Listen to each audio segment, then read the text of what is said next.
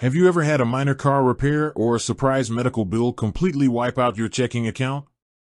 I've been there, and that's exactly why I decided to stop guessing my way through my finances and actually use Rocket Money to build a real safety net.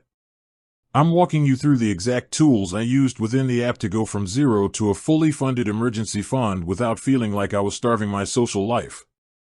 The first thing I did wasn't saving, it was a subscription audit. I opened the subscriptions tab and realized I was bleeding nearly $80 a month on streaming services and gym memberships I hadn't used in 6 months. Rocket Money identifies these recurring charges automatically. By canceling just 3 of them, I found almost $1,000 a year that I rerouted directly into my emergency fund.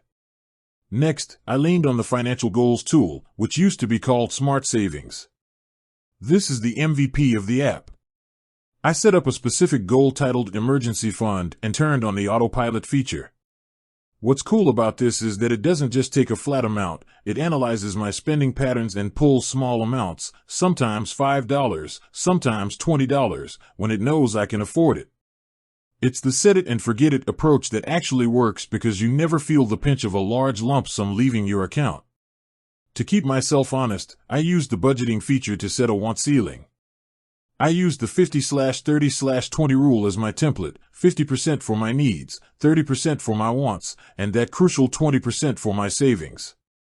Because the app tracks my transactions in real time, it sends me a notification when I'm getting too close to my dining out limit for the month.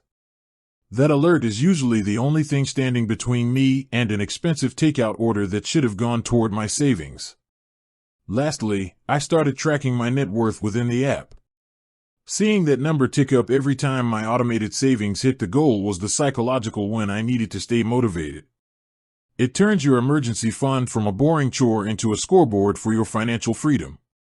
With that said, thanks for watching and until next time.